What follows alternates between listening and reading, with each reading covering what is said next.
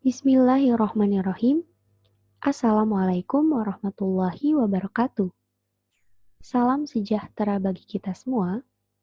Perkenalkan, saya Maulidia, mahasiswi Program Studi Ilmu Hukum UIN Syarif Hidayatullah Jakarta. Kali ini akan mempresentasikan mengenai struktur kelembagaan negara sebelum amandemen Undang-Undang Dasar 1945. Berbicara mengenai kelembagaan negara, maka tidak terlepas dari ada keterkaitannya dengan konstitusi atau undang-undang dasar negara. Sebagai salah satu substansi yang diatur di dalam undang-undang dasar negara, kedudukan kelembagaan negara begitu sangat penting dalam suatu negara. Terlihatnya struktur kelembagaan negara pada suatu negara akan menunjukkan sistem pemerintahan yang dianut oleh suatu negara. Struktur kelembagaan negara akan berbicara mengenai kedudukan lembaga-lembaga negara, tugas, wewenang, fungsi lembaga-lembaga negara, serta hubungan antara lembaga yang satu dengan lembaga yang lainnya. Struktur kelembagaan negara sebelum amandemen Undang-Undang Dasar 1945 menempatkan Majelis Permusyawaratan Rakyat sebagai lembaga tertinggi negara. Kemudian, Dewan Perwakilan Rakyat, Presiden, Dewan Pertimbangan Agung, Badan Pengawas Keuangan, dan Mahkamah Agung sebagai lembaga tinggi negara. Majelis Permusyawaratan Rakyat atau MPR merupakan lembaga negara yang telah lahir bersamaan dengan lahirnya negara ini. Awal disahkannya Undang-Undang Dasar 1945 pada tanggal 18 Agustus 1945 menempatkan MPR sebagai lembaga negara tertinggi.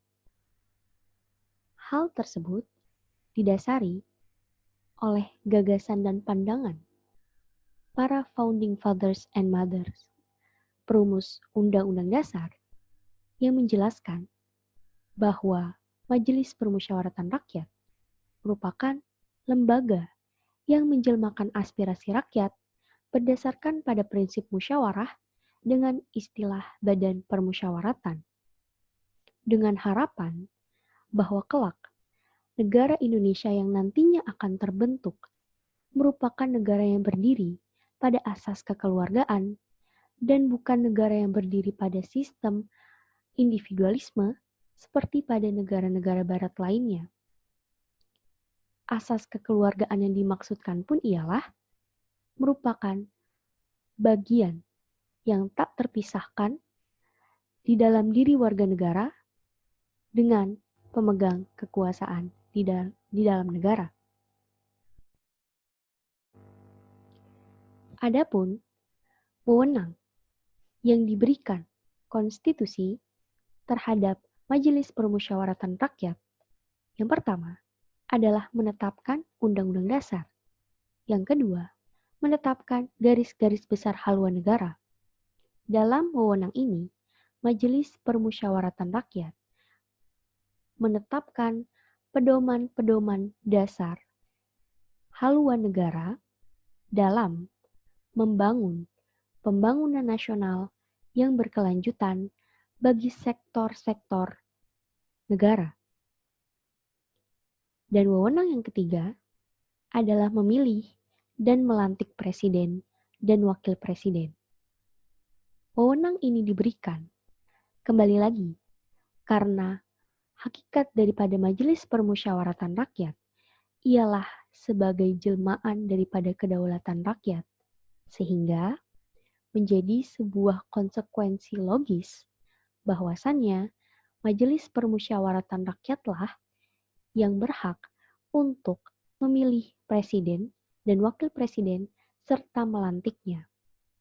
Di samping itu pula, presiden dan wakil presiden harus menjalankan garis-garis besar haluan negara dalam melaksanakan penyelenggaraan negara yang sesuai dengan penetapan Majelis Permusyawaratan Rakyat.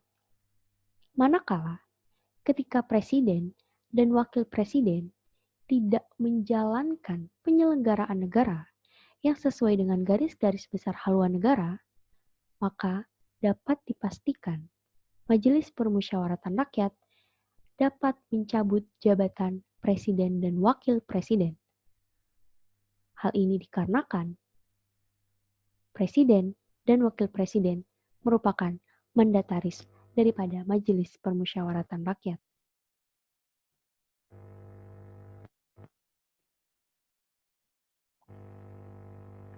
Kemudian Dewan Perwakilan Rakyat. DPR adalah lembaga negara dalam sistem ketatanegaraan Indonesia yang merupakan lembaga perwakilan rakyat. DPR terdiri atas anggota partai politik peserta pemilihan umum yang dipilih melalui pemilihan umum.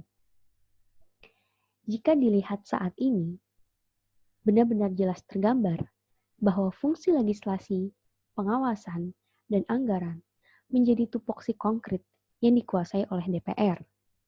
Namun berbeda halnya pada saat konstitusi asli atau konstitusi pra-amandemen, yang mana fungsi daripada kekuasaan legislasi menjadi dominasi daripada ranah eksekutif dan keterlibatan DPR hanya sebagai rubber stamp bagi kebijakan eksekutif.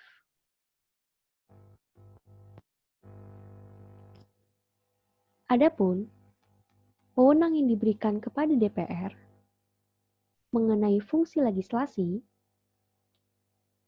menjadi dominasi dari kekuasaan eksekutif. Namun di sini DPR juga berwenang bersama-sama pemerintah menetapkan undang-undang. Fungsi anggaran. Dalam hal ini, melalui undang-undang, DPR menetapkan anggaran pendapatan dan belanja negara. Yang ketiga, memberikan persetujuan kepada Presiden atas pernyataan perang, membuat perdamaian, dan perjanjian dengan negara lain. Kemudian, mengenai fungsi pengawasan, dalam hal ini, dikarenakan DPR merupakan bagian daripada MPR atau merupakan anggota MPR, maka DPR menjadi lembaga pengawas bagi setiap kegiatan atau penyelenggaraan pemerintahan yang dilakukan oleh Presiden dan Wakil Presiden. Untuk selanjutnya akan dijelaskan pada video kedua.